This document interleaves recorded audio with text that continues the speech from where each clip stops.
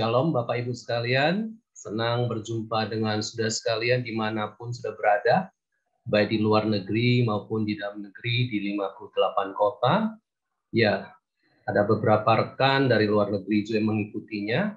Tadi saya dikuatkan oleh seorang ibu dari Sydney yang menyatakan bahwa bagaimana dia belajar untuk mendidik anak dengan berbagai modul yang kami sudah sediakan. Ya, jadi sekali lagi, selamat datang dalam sesi ketiga ini.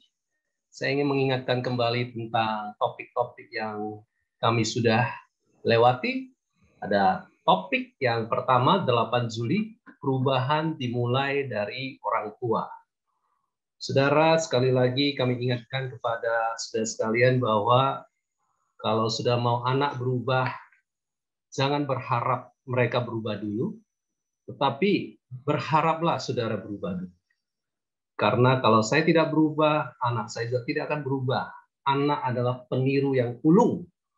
Ya, dia meniru perilaku kita, dia meniru cara berbicara kita, dia meniru juga gaya kita, dan dia meniru hal-hal yang baik dalam diri kita. Jadi sekali lagi, jangan salahkan situasi, jangan salahkan keadaan kalau anakmu belum sesuai harapanmu. Yang kedua adalah apa yang kami ajarkan itu bukanlah kesempurnaan. Anak kami ada 2, ya, sudah besar, 27 dan 24 tahun. Sampai hari ini mereka proses berubah. Karena Alkitab berkata bahwa kita sedang didewasakan Tuhan. Artinya kita belum sempurna.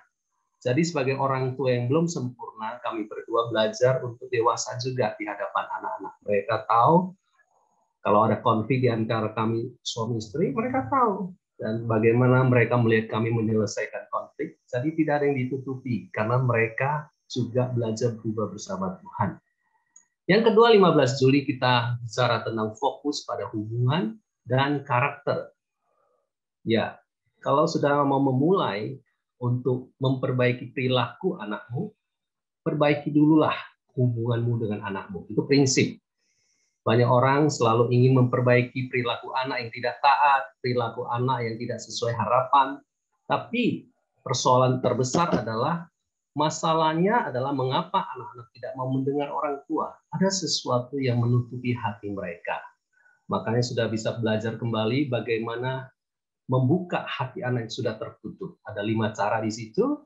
Dan hari ini kita akan berbicara tentang membangun ketaatan melalui keteladanan.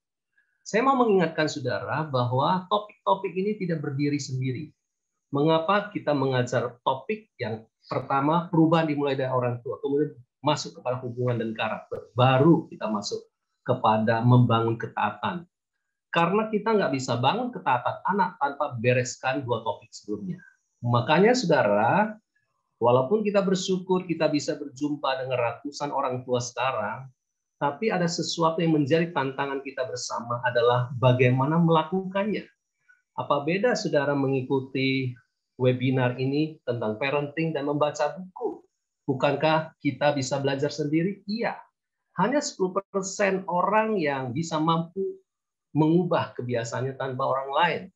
Rata-rata 90% butuh orang lain. Makanya kalau di Jakarta ketika kita membuat seminar, kita menyebutnya kelas, bukan seminar. Kelas parenting di mana ada kelompok sekitar 10 orang dipimpin oleh 1 orang untuk menolong mereka mengerjakan setiap apa yang disampaikan dalam setiap sesi. Contohnya saudara sudah diberikan tugas bersama. Masih ingat tugas bersama minggu lalu? Bagaimana saudara memperbaiki hubungan dengan anakmu? Bagaimana saudara membuat aturan untuk mengatur menggunakan gadget, ya? Bagaimana melepaskan anak dari keterikatan dari game? Saudara harus bertindak, harus melakukan setiap PR. Nah, cara yang paling efektif melakukan PR adalah temukanlah teman yang ikut sama-sama webinar ini. Tanpa ada teman, seringkali kita merasa sendirian. Kita merasa tidak mampu atau menyerah dengan diri kita atau menyerah dengan anak kita. Sekali lagi, ini membutuhkan komunitas. Ajaklah temanmu untuk belajar bersama-sama, sharing bersama-sama, menguatkan satu sama lain untuk tiap topik dilakukan bersama-sama. Itu yang akan membuat kita semangat. Oke, Hari ini cukup panjang topiknya. Siap-siap. Amin. Kita akan mulai sesi 3, membangun ketaatan dengan keteladanan. Hal-hal yang sudah harus perhatikan berkaitan dengan anak tidak taat. Oke, yang pertama, sudah harus menyadari bahwa anak saudara yang masih bayi yang begitu lucu, suatu hari tidak lucu. Mengapa? Karena mereka lahir tanpa memiliki sifat taat. Mereka lahir dari tubuh dosa. Apa artinya? Mereka cenderung mengikuti keinginannya. Dan apa-apa saja yang menjadi keinginannya harus diikuti. Kalau tidak, mereka akan menangis. Jadi saudara mengerti bahwa anak itu kalau lahir dengan sifat taat, tidak lahir dengan sifat taat, berarti kita harus latih mereka. Jadi sebelum saudara latih mereka, saudara harus mengerti bahwa suatu hari, poin nomor 3, ketika anakmu mulai besar, mulai remaja, saudara harus bawa dia untuk percaya Yesus.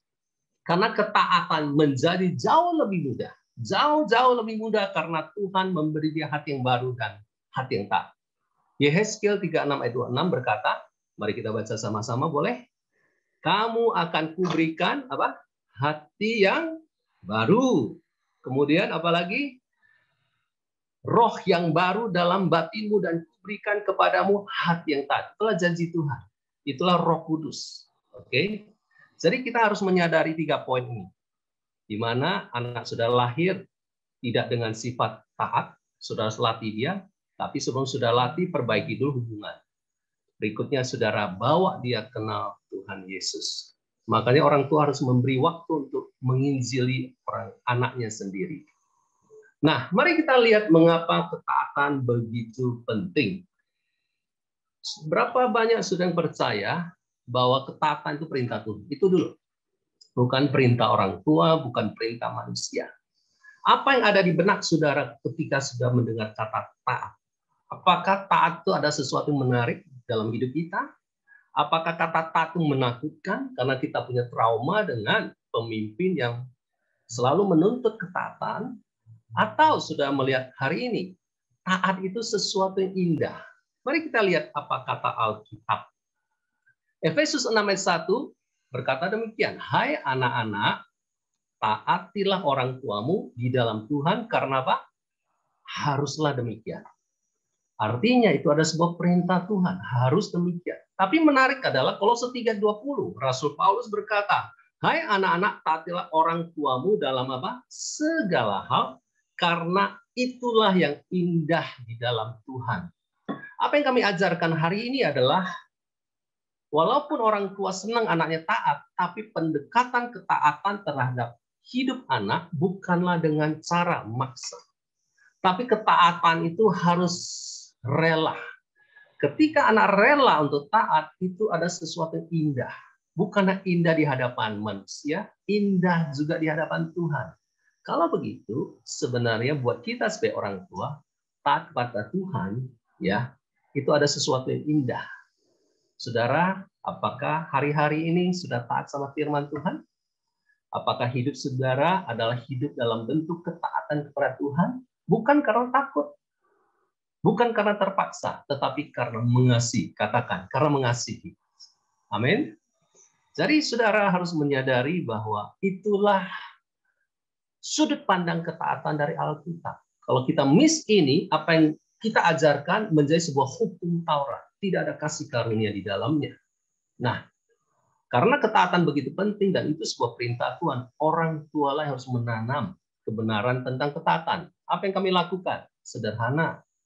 Efesus 6 ayat 1, Kolose 3 ayat 20 menjadi ayat hafalan buat anak-anak kita ketika mereka masih kecil. Ya, saya ingat ada sebuah tempelan di kertas, ya toh, tulisannya ada Efesus 6 ayat 1 dan 2, dan ditempel di lemari baju anak-anak, kadang di dinding, sehingga dia bisa melihat firman Tuhan di dindingnya. Banyak orang tua menempel gambar-gambar yang lucu-lucu, tetapi tidak membangun kehidupan ketaatan dalam anaknya. Ya, jadi jangan sekedar tempel sesuatu yang nggak penting. Tempellah firman Tuhan. Nah, yang kedua, mengapa ketaatan begitu penting? Nomor 2 adalah Saudara sekalian, ketidaktaatan yang berulang-ulang. Jadi tidak taat bisa sekali, bisa 2 kali, bisa 3 kali. Kalau itu menjadi sebuah habit, kebiasaan berulang-ulang, itu sudah disebut pemberontakan. Jadi orang tua seringkali tidak membereskan pemberontakan di dalam hati anak karena mereka melihat itu sebuah masalah saja. Mereka berharap nanti anak saya besar, dia tidak lagi memberontak, dia akan menghormati saya. Saudara, dengar.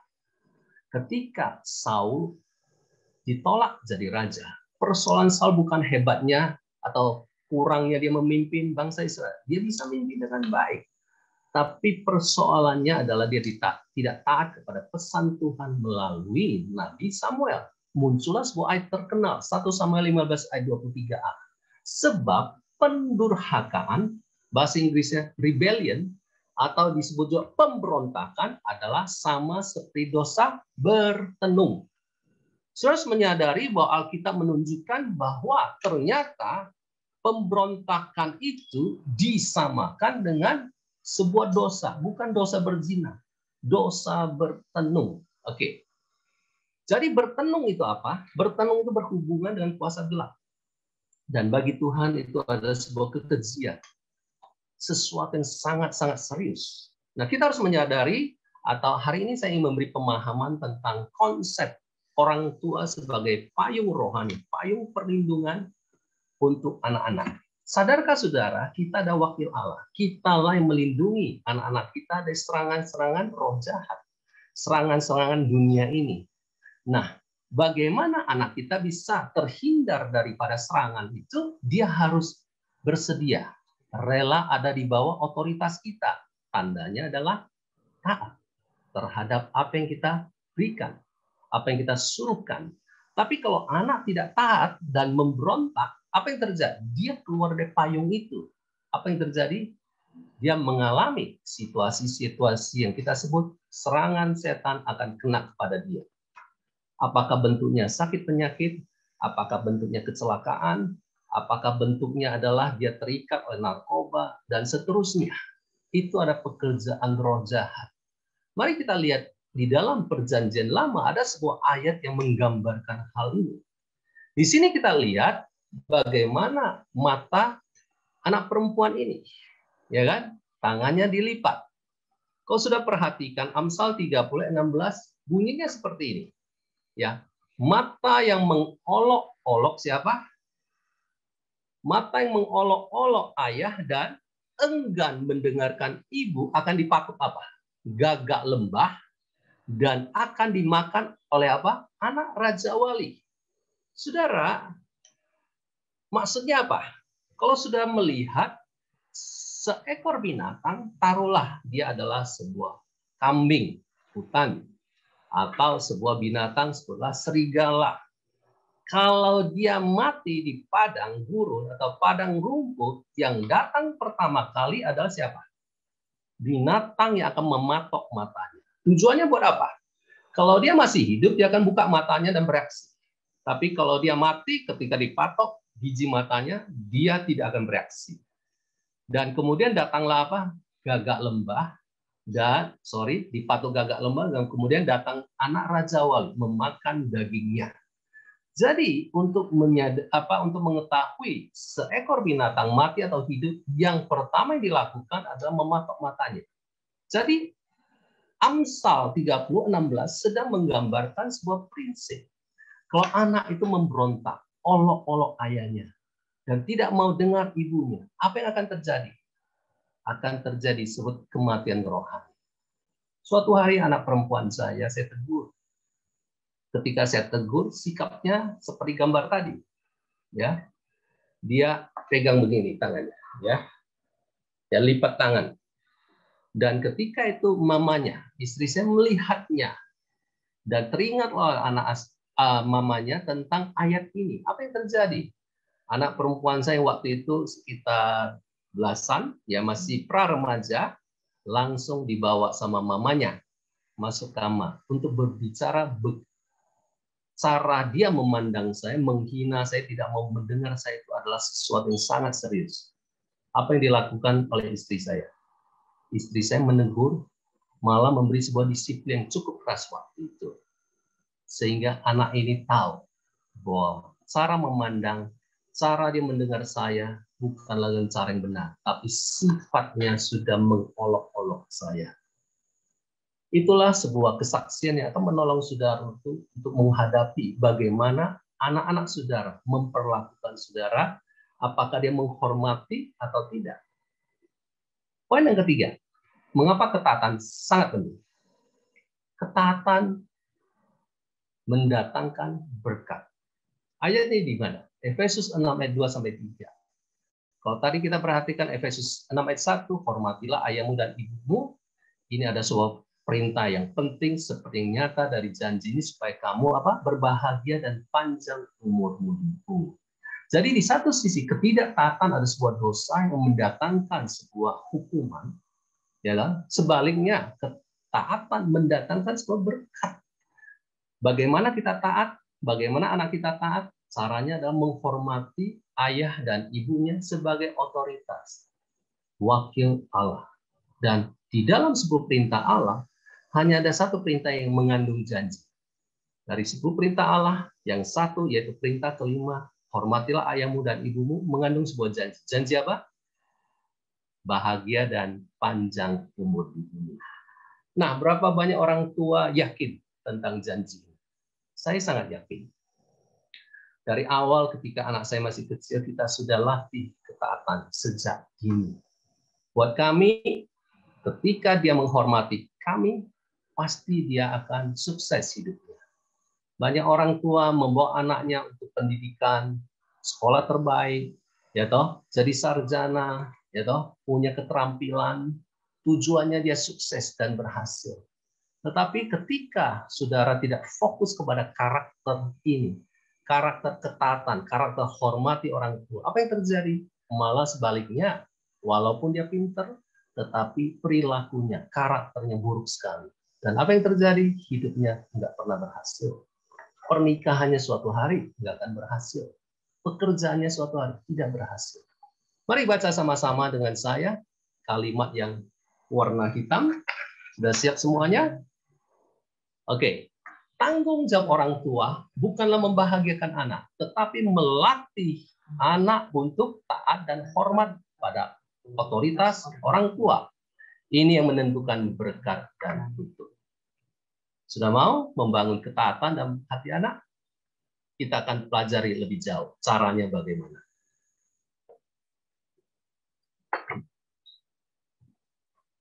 Ya, saya ingat waktu anak saya pra-remaja sebelum dia pernah bersikap terhadap ayahnya waktu diajak bicara dan dia merasa tidak suka dengan apa yang ayahnya katakan dan komentari. Nah, sikapnya itu mengingatkan saya bahwa saya harus meluruskan jalan hidup anak saya. Ya, saya harus melatih anak saya untuk bersikap benar. Tentu saja tidak dengan marah-marah, tetapi saya ajak anak saya bicara dan saya bukakan ayat Amsal ini. Saya menjelaskan kepada dia bahwa engkau telah berdosa.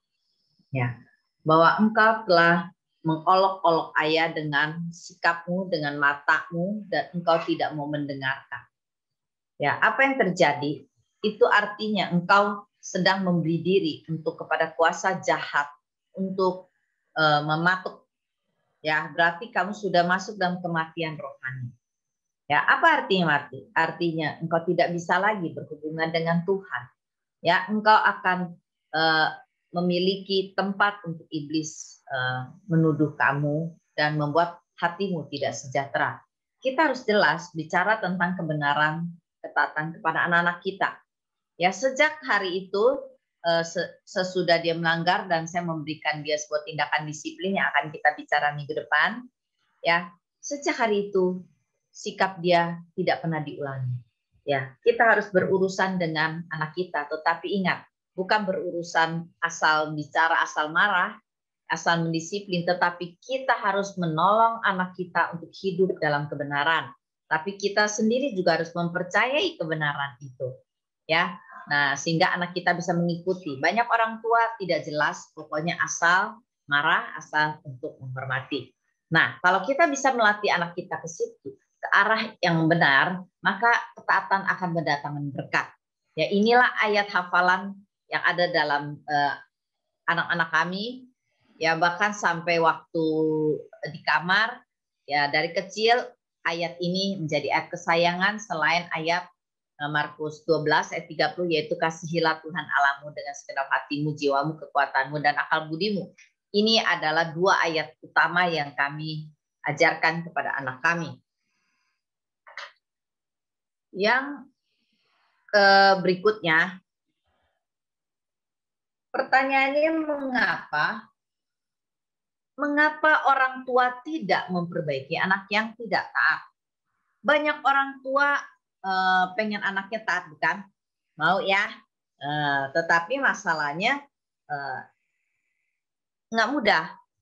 Dan kita harus mengerti anak-anak mengapa ya susah taat ya, dan mengapa kita sendiri susah sekali untuk memperbaikinya. Yang pertama, alasan secara umum biasanya orang tua bilang, aduh capek untuk melatihnya. Memang melatih ketaatan itu sangat lelah. Ya, anak-anak lahir dengan tubuh yang cenderung tidak taat, kecenderungan keinginannya ada tidak mau taat, itu biasa. Kita harus mengerti. Sekalipun mereka belum sungguh-sungguh kenal Tuhan Yesus, belum lahir baru, belum menerima Injil sepenuhnya, hanya ikut-ikutan ke gereja karena orang tua, tetapi bukan berarti ketaatan tidak perlu dilatih. Ketaatan perlu dibangun. Ya, sejak kecil perlu dibangun. Ya, mereka bisa dilatih untuk itu. Nah, orang tua lah yang melatihnya. Ya, kenapa sih kita sulit memperbaiki anak yang tidak taat? Rata-rata anak memang tidak taat sih. Ya, biasanya kita sibuk, lebih banyak orang tua lebih memikirkan kerja, ya butuh waktu memang, ya lebih baik cari uang daripada melatih ketaatan.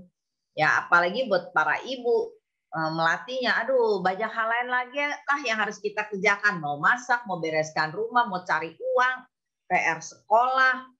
Ya padahal kita harus mengerti ketaatan adalah karakter utama. Itu hal sangat-sangat penting untuk orang tua latih. Nah, repotnya orang tua nggak mau, ya. Nah, kita harus mengerti, tanpa visi mendidik anak, kita sulit sekali untuk melatih karakter ketaatan yang penting ini. Yang ketiga, orang tua tidak melakukannya dengan benar. Kalau mau juga ada orang tua melatihnya juga tidak dengan tepat, ya tidak dengan kebenaran Tuhan, tidak punya dasar, dan tidak konsisten. Karena ketaatan itu harus diperbaiki berulang-ulang. Salah kita perbaiki, bukan salah diomelin, salah kita ngancam, bukan begitu. Ya, kalau dia tidak taat, kita harus fokus. Ya, tidak ada karakter ketaatan, tidak ada yang terjadi langsung atau instan. Mie ada instan ya, bubur ada instan sekarang. Tetapi karakter ketaatan tidak ada yang instan, tidak ada yang langsung terjadi. Memang semakin kecil anak kita dilatih, semakin baik, ya semakin mudah. Tapi pada saat usia besar, nah ini semakin memang butuh usaha lebih. Nah, orang tua, papa dan mama harus sepakat. Jangan salahkan satu dengan yang lain. Ingat ya, seminar ini yang terbaik adalah diikuti oleh suami istri. Ya, anak dilahirkan berdua dan harus latih berdua.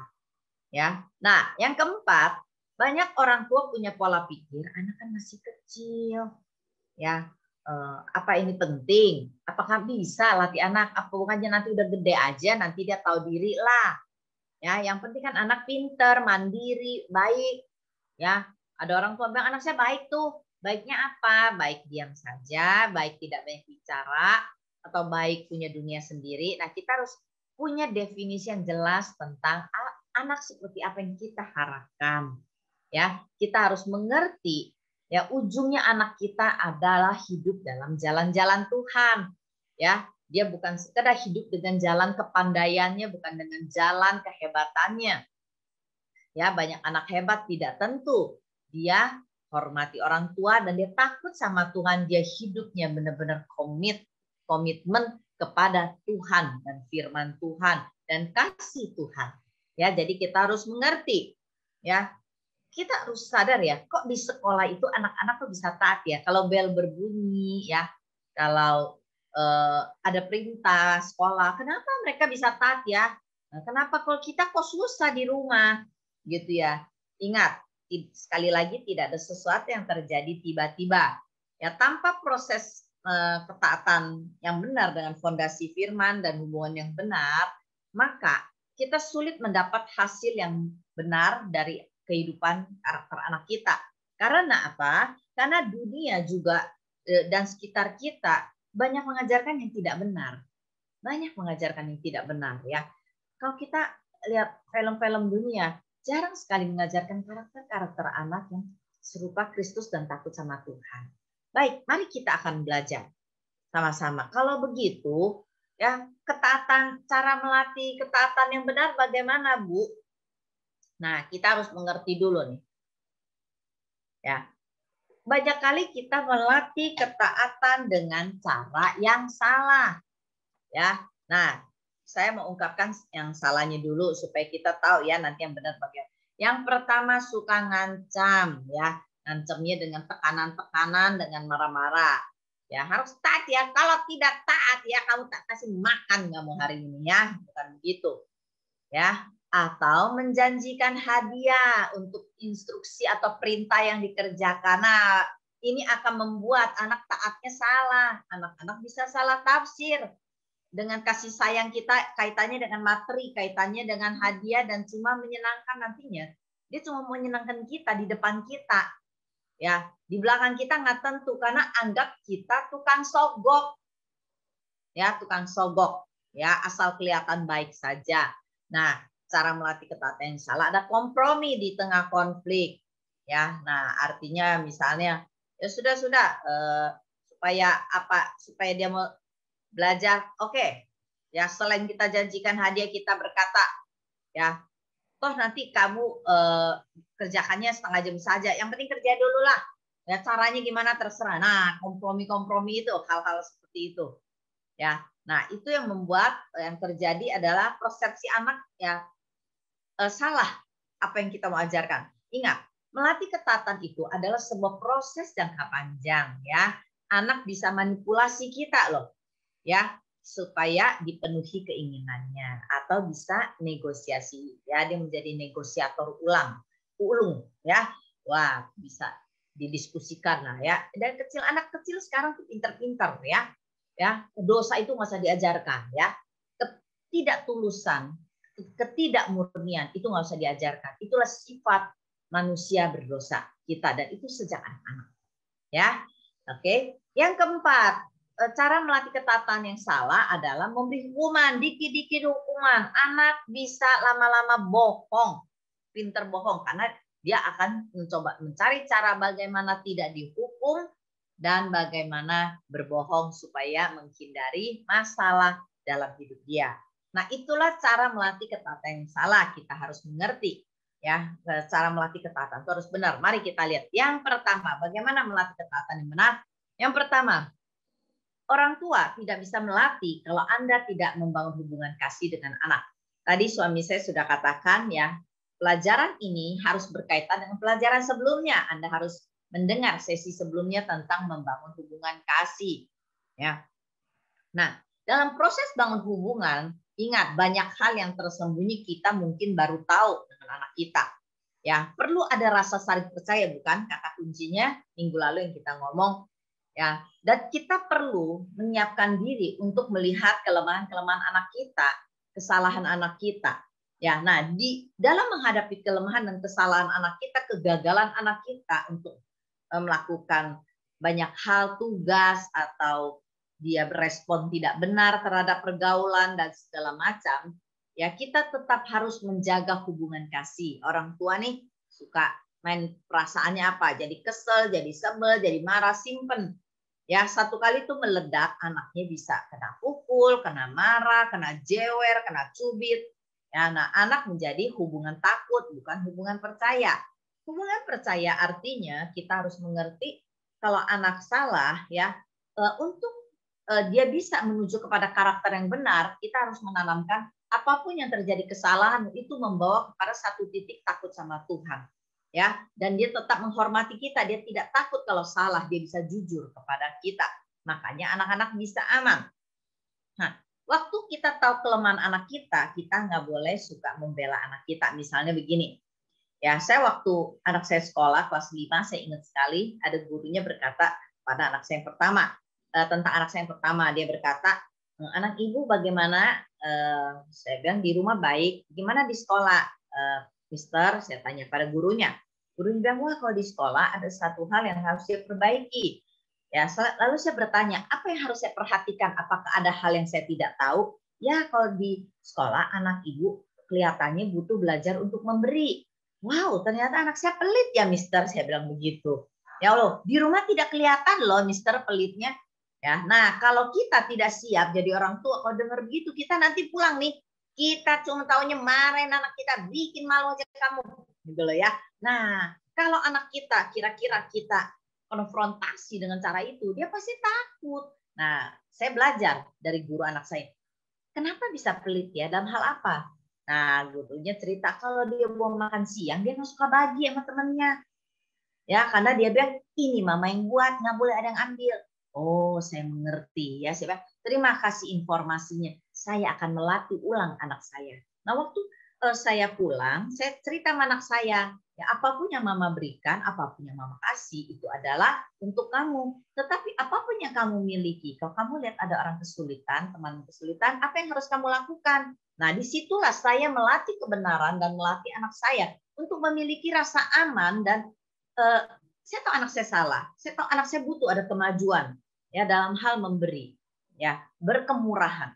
Nah itulah orang tua kadangkala mendengar kesalahan, mendengar anak kita dijahatin, mendengar anak kita kita ingin menunjukkan bahwa kita membela anak kita merasa itu gengsi kita merasa itu ada harga diri kita, ya. Nah itu harus hati-hati. Rasa aman dalam diri anak harus ditumbuhkan dengan komunikasi jujur dan terbuka. Dan itu membuat anak kita juga bisa jujur, dia aman. Walaupun salah, mama, papa akan menolong saya untuk hidup lebih baik, bukan untuk dimarahi, ya, bukan untuk mempermalukan dia dan mempermalukan kita. Ingat. Nah, inilah fondasi untuk kita mengajarkan ketaatan yang tidak melahirkan atau sisi lain melahirkan pemberontakan, tapi ketaatan yang karena dia rela, ya seperti tadi suami saya katakan. Ya. Nah, anak saya juga pernah salah dengan temannya, ya. Kita datang waktu anak saya punya masalah, anak saya yang kedua itu salah dengan temannya ya, melakukan kesalahan. Tapi saya memberi contoh kepada anak saya bagaimana beresin, bagaimana minta maaf. Saya berkata, ini saya Mama Benaya. Kamu mau ya ampuni Benaya kemarin Benaya lakukan ini, maukah kamu ampuni Ben? Ya, terus dia berkata, ya tante. Nah, saya bilang nanti main lagi ya supaya jadi teman baik lagi ya. Benaya, kamu juga bisa menjadi teman yang baik dan jangan lakukan itu lagi. Nah, itulah yang disebut kita melatih anak dan membuat anak aman. Ya, banyak orang tua ingin menunjukkan bahwa dia lebih baik, bahwa dia ingin menunjukkan bahwa dia bertanggung jawab, tapi dengan cara menekan anaknya. Nah, hubungan kasih penting sekali. Anak-anak harus melihat bagaimana kita menyelesaikan masalah segala sesuatu dengan benar, tidak senantiasa berkata ini salah benar, lalu kita menyalahkan yang salah, kita merasa sombong dengan yang baik, bukan begitu, ya. Jadi kita perlu melihat betapa penting sekali untuk kita bisa terus membangun hubungan, ya, sehingga anak kita bisa percaya kepada kita dan aman. Nah, hubungan inilah yang akan membawa kita kepada poin berikut, yaitu menanam benih ketaatan melalui cerita Alkitab. Ingat, kadangkala orang tua mau menanam dan cerita Alkitab, tetapi waktu dia cerita seakan-akan dia tahu dan hebat, tetapi anaknya nggak bisa percaya sama kita karena dia lihat figur yang marah, figur yang membuat dia takut. Nah, jangan lakukan seperti itu ya. Tanpa Anda sadari, Anda sedang memberitakan kebenaran buat anak Anda. Nah, ada cerita Alkitab yang perlu Anda ceritakan kepada anak Anda sebelum Anda melatihnya. Karena ingat, tindakan itu sebelum bertindak dan melatih kita harus suka cerita apa arti ketaatan. Anak-anak jadi berpikir ketaatan yang benar itu seperti apa. Nah, hal yang paling baik ada cerita dari Alkitab, karakter Alkitab seperti cerita Samuel. Ya, bagaimana Samuel itu? Nah, ibu-ibu, bapak-bapak, latihan cerita Alkitab ya pada anakmu. Cerita dengan antusias, dengan wajah sukacita. Jangan Sini, kamu mau cerita. Cerita apa, Ma? Cerita tentang Samuel. Kamu harus dengar ya. Baik-baik. Nah, ini rumah, ini bukan sekolah, ini bukan tempat penjara, ya. Ini bukan tempat yang menyeramkan, ini bukan tempat pelatihan, ini ada rumah cerita. Yang Mama mau cerita tentang seorang anak Samuel di Alkitab, bagaimana dia mentaati suara Allah. Ya, waktu Anda cerita bagaimana Samuel dididik di pengawasan Eli itu otoritas rohaninya mama papanya, dia cerita bagaimana pada waktu itu ada perkataan Tuhan yang jarang, tapi Samuel yang tidur itu dipanggil. Samuel. Dan Samuel jawabnya apa, Nak? Ya, Bapak. Dia pikir yang panggil siapa? Dia pikir Bapak Eli yang memanggil. Ya, ternyata Tuhan yang memanggil. Gitu kok cerita. Jangan Samuel. Jawab apa? Ya Bapak. Gitu ya, kalian juga harus begitu, tahu. Ya, jangan begitu. Itu Anda sedang ngajar, ngancem. Lama-lama anak-anak gak suka dengar kita ngomong, kabur. Ya, nah waktu saya mendengar gitu ya, oh salah, ternyata yang panggil Tuhan. Nah, Samuel itu kok sekali panggil berapa kali? Nah, waktu Samuel berapa kali? 1 kali. Ya, bukan abis Samuel, 5 menit lagi Samuel. Ya, bukan. Ya, misalnya kalau Mama panggil kamu, Nak, Denaya. Ya, harus kapan jawabnya? Apa, Nak? Ya, Mama. Betul, gitu panggilnya. Nah, sekarang giliran kamu. Kalau kamu panggil, Mama. Mama. Nah, ya Ben. Begitu kita ikuti firman Tuhan, kita taat ya. Segera. Taat itu segera. Nggak usah cerita. Jadi taat itu segera ya. Harus langsung ya. Jangan tunda-tunda. Nggak usah ngancem. Kebenaran punya kuasa. Ya. Kebenaran punya kuasa. Kebenaran bisa menerobos itu. Cerita dengan menarik. Cerita antusias, cerita tunjukkan kita juga belajar. Karena firman Tuhan mengajar kita orang tua dan mengajar anak kita. Ya, jadi benih ketaatan melalui cerita Alkitab yang pertama adalah segera. Ini saya persingkat saja ya, Bapak dan Ibu yang terkasih. Yang kedua kita cerita benih ketaatan lewat siapa? Abraham. Beda kok, Abraham tidak cuma segera, tapi dia tidak mengeluh. Gimana cara Abraham tidak mengeluh? Ya Abraham tuh deket loh Nak sama Tuhan ya, sama Allah ya. Nah Tuhan kasih dia janji 1 kali, Tuhan kasih dia perintah. Perintahnya apa Nak?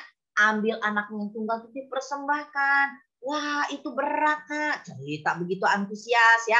Singkatnya ya bagaimana harus korban. Wah dia berpikir kok disuruh begini, kita juga suka ya. Waktu mama kecil, waktu papa kecil suka disuruh cuci sepeda, cuci motor, cuci mobil. Papa suka kesel. Ya papa ngake Abraham, tapi sekarang papa berubah Nak. Gitu kalau cerita ya. Jangan cuma anak yang diajar, kita juga menjadi contoh bagaimana kita berubah. Ya sekarang papa tidak mengeluh Nak. Ya dan seperti Abraham jawab, ya Tuhan. Nah ya, apa yang Abraham lakukan? Apakah Abraham berkata, ya Tuhan kenapa harus begini, kenapa harus itu? Enggak begitu Nak. Abraham berkata, ya Tuhan, dan Abraham langsung loh Nak besoknya lakukan. Kalau dengan sukacita ya, dengan senyum. Oh begitu ya. Ya ya. Kalau nanti Mama suruh kamu lakukan harus bagaimana Nak? Tidak mengeluh. Mengeluh artinya sambil bagaimana Nak? Senyum kayak Mama di sini. Nah, pintar begitu. Kamu bisa belajar kayak Abraham seperti Mama juga belajar seperti Abraham. Nah, benih ketaatan yang kita ajarkan bagaimana segera atau langsung dan tidak mengeluh, tidak mulutnya ngomel-ngomel. Ya nggak boleh. Ya, nah orang tua Anda juga jangan ngomel-ngomel kalau disuruh sama satu sama lain suami istri. Pak, tolong dong ambilin ya. Kamu kan punya kaki. Ngomong di depan anak lagi. Ya sama, suaminya bilang, "Ma, tolong, kan kamu punya tangan." Loh, sama aja. Anaknya rekam loh. Kemarin benihnya segera dan tidak mengeluh. Sekarang ada tangan, ada kaki. Salah pengajaran. Gitu ya. Nah, para orang tua Anda harus punya cerita Alkitab yang menanam benih kebenaran. Nah, jadi kita lihat sifat ketaatan, kita harus samakan dulu nih para orang tua. Apa sih yang benar itu ketaatan? Yaitu segera seperti Samuel, tidak mengeluh seperti Abraham. Ya. Nah, jadi taat artinya dengan segera dan rela melakukan perintah dari otoritas. Rela kan artinya nggak marah-marah, nggak ngeluh ya. Jangan bilang, apa sih, mama sih, satu sama lain juga begitu. Nah, makanya orang tua beri contoh bagaimana hidupi ketaatan. Ya, kesimpulan dari sifat taat itu yang harus ada dalam pola pikir orang tua nih. Ya, yaitu segera. Segera artinya bukan berulang-ulang memanggil, bukan berulang-ulang kasih perintah, tapi tidak dilakukan dan kita diamkan saja. Itu bukan taat, itu mengabaikan. Ya. Nah, jadi perhatikan nggak, dari kita menabur firman, itu tidak bisa dialihkan tanggung jawabnya kepada oma, opa, suster, pembantu. Nggak bisa. Anda orang tua harus menceritakannya. Anda yang menanam. Ya, Anda yang harus mengajarkannya. Kalau nggak anak dengar siapa? Gitu loh. Ya. Nah, kalau papa mama saling melatihnya kepada anak atau saling melatih, ingat waktu kita cerita dan waktu kita melatih anak harus dalam situasi non konflik atau jangan lagi ribut-ribut. Ya, jangan lagi ribut. Nih, habis Ramadan. Sini, saya mau cerita tentang taat. Memang nih nggak pernah diceritain kali ya sekolah minggu. Sini, ya, biar kamu tahu apa artinya taat. Nah, gitu ya, nggak usah seperti itu. Ceritakan dalam situasi non konflik, situasi dalam menyenangkan. Ya, memang saya dan suami saya melatih anak kami dua-duanya ya sejak kecil. Ya, nah, misalnya contoh yang kami lakukan ya, bagaimana kalau suami saya minta tolong saya dan anak saya minta tolong, saya juga jawab, ya Ben, ya Yun. Ya, jangan anak kita panggil kita 5 kali, nanti kita juga panggil dia 5 kali. Ya, karena kita tidak memberi contoh sebagai orang tua yang bisa menjawab langsung. Ya, nah, atau kalau kita dipanggil nih para ayah nih, perhatiin para ayah. Pak, ini bagus nih Pak. Gimana sih jawabnya? Gitu loh. Ya, gimana anak tertarik untuk ngobrol sama kita ya? Nah, gimana tertarik untuk mendengar kita? Nah, para orang tua, ya, kita harus mengajarkan anak kita bagaimana caranya ya untuk bisa mengerti perintah dari otoritas. Saya mengajar anak saya untuk menghormati guru sekolah minggunya, guru sekolahnya, menghormati orang-orang yang lebih tua. Itu orang tua harus ajarkan ya, tapi sekali lagi dalam situasi non konflik, bukan situasi lagi ada beban. Ya, kalau ketemu yang lebih tua, nak, ini caranya begini ya, bisa? Nah, coba kita latihan, kita praktek. Itu yang kita lakukan. Ya, jadi ya kita harus mengerti bagaimana kita misalnya ya orang tua suka bilang, enak minta maaf dong, gimana sih minta maaf tadi nggak mau. Nah, latihlah di rumah. Antara suami istri harus juga saling belajar minta maaf. Jadi anak-anak cepat sekali mentaati, walaupun kita harus kasih tahu ya. Awal-awal begitu semuanya. Pak, minta maaf tadi mama salah. Nah, orang tua sesama orang tua nggak boleh gengsi dulu, saling belajar. Anak-anak lihat contoh. Anak saya tuh suka lihat loh. Ya waktu masih kecil, saya ingat ya. Suami saya seringkali berkata, ya, Pak, maafkan Papa. Papa yang salah. Anak saya tuh lihat. Oh begitu ya cara. Dia bisa ngikutin. Kadang-kala nggak usah ngajar banyak. Kita ini adalah cerita. Hidup kita itu ada cerita buat anak-anak kita. Hidup kita ini adalah kebenaran yang sedang ditunjukkan kepada anak-anak kita. Ya, jadi ini penting sekali. Ya, bukan orang tua sempurna, tetapi orang tua yang bisa mengerti bagaimana melakukan perintah Tuhan. Kalau salah minta maaf, kalau kita cerita, betul nggak? Ya, nah hal-hal ini untuk menolong bagaimana kita membangun ketaatan dengan benar. Ya. Nah, yang berikutnya sekarang kita akan masuk bagaimana melatih taat. Nah, saya pengen para orang tua perhatikan baik-baik apa yang sedang saya bagikan untuk saat ini. Poin ini sangat penting untuk Anda ikuti. Nah, kita harus mengerti kalau Anda mau melatih ketaatan, sekarang pola pikir kita udah berubah ya. Sekarang caranya bagaimana mengkomunikasikan kepada anak.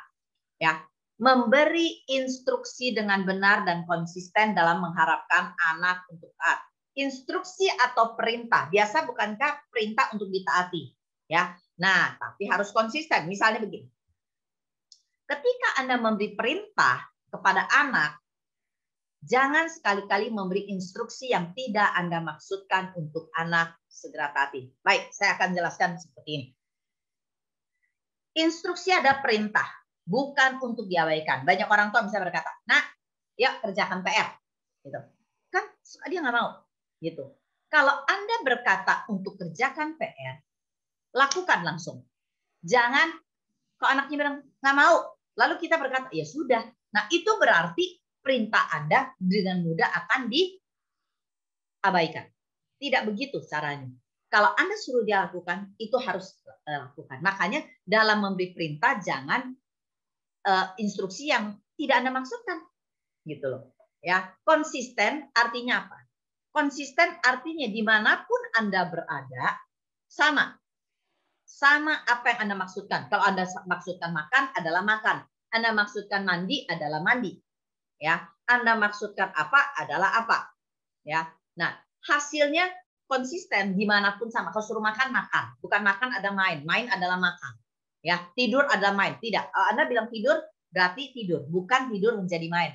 Nah, makanya kenapa pelatihan ketaatan ini buat para orang tua penting untuk konsisten dengan apa yang diucapkan. Perintahnya harus kalau bahasa Inggrisnya bagus, say what you mean what you say. Arti apa yang Anda maksud, Anda harus kerjakan. Ya, anak belajar taat itu dari ketegasan orang tua. Perintah bukan pilihan. Ulangi bersama saya. Perintah bukan pilihan. Ya, banyak orang tua kasih perintah tapi anak boleh milih. Nah, itu bukan perintah. Tidak heran Anda tidak pernah ditaati. Kalau saya berkata pada anak saya, "Ben, kemari." Itu berarti dia harus kemari. Bukannya saya bilang kemari, dia lari. Kalau saya panggil Benaya atau Yunike sekali, kalau dia tidak menjawab saya, ya mama atau ya papa, berarti saya akan menjemput dia dan berkata, apakah kamu mendengar apa yang mama maksudkan? Nah, banyak orang tua kalau dipanggil, Johnny, misalnya anaknya, nggak datang kita. Johnny, hampir 5 kali baru dia datang. Berarti kalau dia bisa datang ke-5, kenapa kalau dia ke-5 datang, kenapa yang ke-1 nggak bisa datang? Nah, dalam proses inilah orang tua harus mengerti. Waktu saya melihat anak saya tidak taat, saya panggil. Saya naik ke atas. Misalnya anak saya tidak mendengar apa yang kalau saya panggil. Apakah tadi kamu mendengar kalau mama memanggil? Mendengar. Lalu kenapa kamu tidak turun? Nah, itulah pelanggaran. Kalau dia mendengar tapi tidak dilakukan. Banyak orang tua tidak melihat ini pelanggaran. Cuma marah-marah sedih, lalu lupa. Ya, dan diabaikan. Nah, kita harus maksudkan apa yang kita perintahkan. Makanya anak-anak tidak akan bermain-main dengan perintah. Ya, nah banyak orang tua gagal di situ. Kalau di meja makan, dia makan. Bukan untuk main di meja makan. Ya, di meja makan setiap hari, bukan di kamar. Kan kadang-kadang orang tua negosiasi. Kalau mau makan, pindah ke kamar. Nah, nggak apa-apa lah, asal makan deh. Nah, itu negosiasi. Ya, berarti perintah Anda tidak sepenuhnya ditaati. Dikompromikan. 50% taatinya, 50% dia punya pilihan. Itu tidak benar. Ya. Nah, kadangkala kenapa kita menolong para orang tua membuat aturan, membuat pola rutin di rumah? Karena itulah yang harus mereka taati. Ya, cara makan, cara memanggil, cara waktu kapan main, kapan ini itu.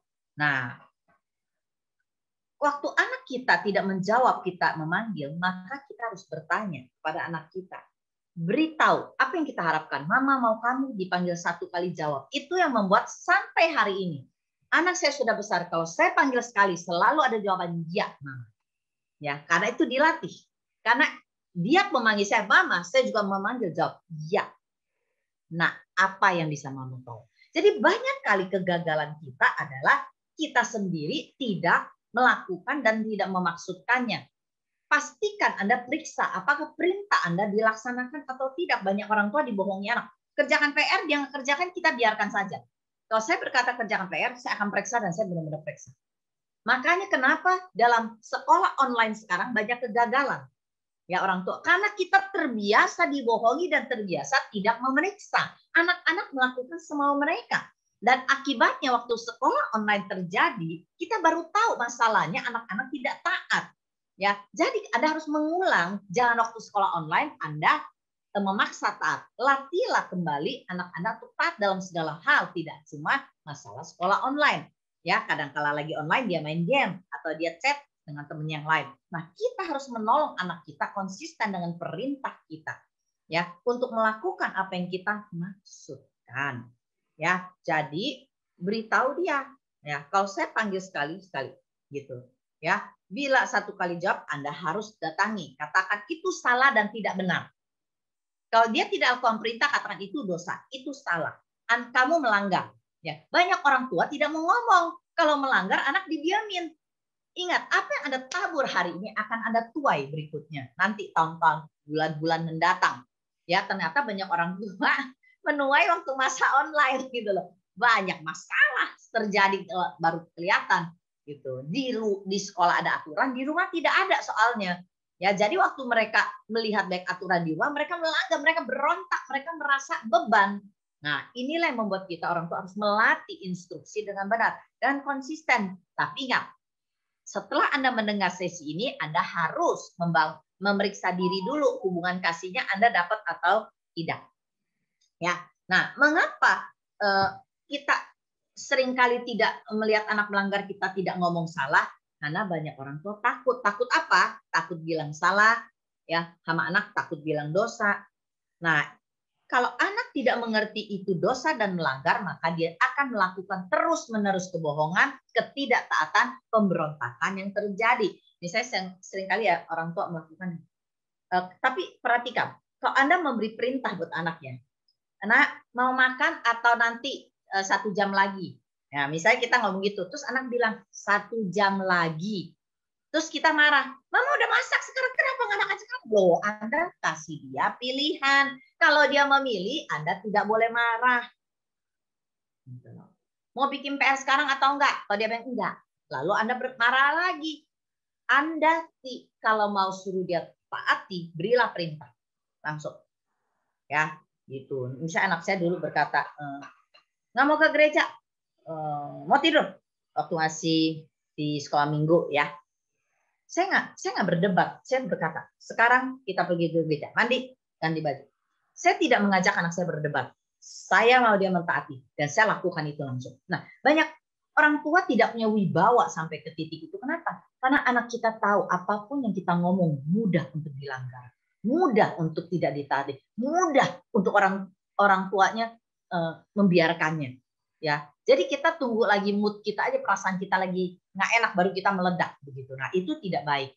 Itu bukan orang tua yang bijak. Ya, kalau kita mau melatihlah dengan benar. Ya, kalau misalnya kita kasih perintah anak kita main HP, jangan rebut. Kita berkata, sebentar ya, pegang tangan anak kita, jangan lihat HP. Mama mau bicara sebentar, boleh? Ya, jangan direbut. Pegang tangan anak kita. Itulah cara-cara bijaksana di mana kita ingin melatih anak kita fokus. Sekali kita panggil, dia nggak dengar, mama sedang memanggil kamu, mama sedang bicara sama kamu. Sama, waktu anak saya ingin menginterupsi, memotong pembicaraan kami berdua, kami tidak akan langsung menjawab. Dia harus memegang pundak kami lebih dulu. Dia tidak sembarangan mengintervensi. Dia harus belajar mentaati rule yang kami bangun, yaitu menghormati pembicaraan kami sebagai orang tua.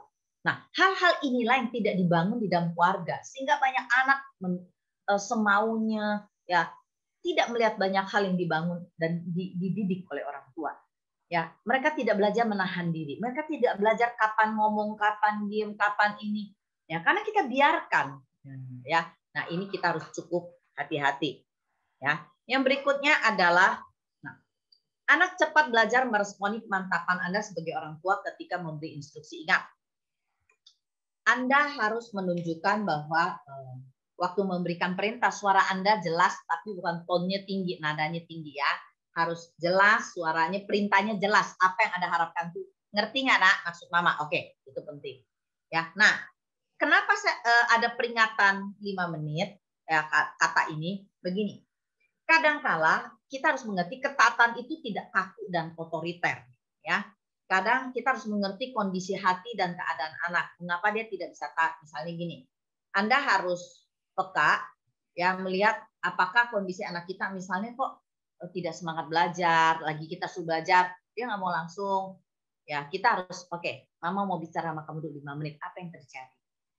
Ya. Nah, kok anak-anak kita lagi asik HP, lagi asik apa, kalau kita mau kasih perintah, kita harus komprominya bukan kompromi, kita harus mengerti situasi, nggak bisa langsung dia pindah fokus. Kita harus berkata 5 menit lagi ya, Nak. Gitu. Ya.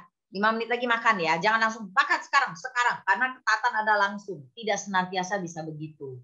Ya, ada waktunya anak-anak kita lagi butuh konsentrasinya pindah, fokusnya pindah, lagi dia butuh fokus pindah, lagi baca, lagi main, lagi apa, butuh 5 menit untuk transisi, tapi jelas 5 menit ya. Nah, untuk dia belajar pindah fokus. Jadi anak tidak merasa dipaksa, ditekan, ya, dan itu respon yang bijaksana. Karena apa? Efesus berkata, jangan bangkitkan amarah dalam hati anak, didik mereka dalam ajaran dan nasihat Tuhan. Ya, yang keenam, melatih ketaatan dengan benar, beri aturan yang jelas. Ya, aturan itu menolong anak tahu, oh ini waktunya ini waktunya makan, ini waktunya belajar, ini waktunya itu. Ya, oke. Jadi orang tua harus komunikasi harapan dia lewat aturan. Ya, aturan ingat sekali lagi bisa diubah menurut kondisi. Ya, apalagi PPKM banyak online ini, nah, bisa diubah. Ya. Aturan-aturan ini ya, bagaimana kita bisa menolong anak kita. Ya, aturan ini untuk menolong ketaatan dan konsistensi tidak menjadi sia-sia. Ya, jadi ada 3 foto, tahu kapan minta izin, tahu kapan main, tahu kapan bangun, kira-kira waktunya, ya, aturan apa aja. Jadi anak tahu. Ingat sekali lagi, ini bukan untuk menyusahkan anak, tapi melatih anak bertanggung jawab dan dewasa ya dalam tanggung jawab. Yang ketujuh, memberi pujian. Nah, dan melatih ketaatan, kalau anak kita berhasil melewatinya, beri dia pujian. Jangan pelit, jangan beri kata-kata yang melemahkan. Ya, jangan tuh begitu makanya, jangan begitu. Ya, kita harus berkata, Mama senang ya, kamu sekarang responnya sudah langsung dan sudah tidak mengeluh. Ya, kamu melakukannya dengan baik seperti perintah Tuhan. Saudara sekalian, ketika sudah mendengar apa yang disampaikan, yang pertama adalah jangan merasa gagal, jangan merasa salah, tertuduh, tetapi mungkin Bapak Ibu tidak mengerti tentang ketaatan menurut pandang Allah, sudut pandang Allah. Yang saya mau katakan, yang pertama Bapak Ibu, kita sedang tidak menurunkan standar ketaatan Allah. Apa yang kami ajarkan itu adalah biblical view. Mungkin karena kita juga tidak terbiasa taat. Akhirnya kita kesulitan juga untuk menanam ketaatan. Kalau hari ini kita belajar standar Allah tentang ketaatan, dan di dalam standar Allah itu, misalnya segera, tidak mengeluh, rela, itu menjadi sebuah pedoman jangka panjang. Kita harus menyadari sekali lagi, melatih anak taat butuh sebuah proses perjalanan. Tidak sebulan, tidak setahun, tapi bertahun-tahun. Apa yang kami kisahkan hari ini ada perjalanan mengajar anak sejak dini untuk taat. Kalau anak saudara tidak taat, mungkin saudara sudah terlambat, tapi nggak mengapa. Hari ini kita akan menolong saudara untuk melihatnya dan cari solusi ke arah sana. Yang kedua adalah, tadi sudah dikatakan bahwa ketaatan sangat-sangat berurusan dengan perintah. Jadi ketika saya tidak mantap untuk melaksanakan atau memeriksa perintah saya untuk dilakukan atau tidak, atau memperbaiki anak yang tidak mau lakukan perintah saya, kalau saya tidak mantap, anak bisa baca. Anak bisa baca. Makanya di dalam rumah anak selalu bisa baca. Mana orang tua yang lembek, apakah ayahnya lembek, mamanya tegas, atau papanya tegas, mamanya lembek. Selalu mereka mencari celah untuk tidak taat dengan cara mendekati salah satu yang lembek. Kita yang lembek sekalipun, ya kalau kita yang nggak tegas, kita harus berubah. Nah, kita akan menolong saudara proses itu. Dan yang berikutnya adalah ketaatan itu karakter. Karakter itu nggak bisa dibangun dengan ancaman dan dengan hadiah. Tapi kita juga bisa memberi hadiah kalau anak itu taat. Oke, mengerti ya maksud saya? Artinya kalau anak sudah taat, sudah bisa memberi hadiah. Tapi sudah tidak boleh iming-iming dia untuk taat dengan sebuah hadiah.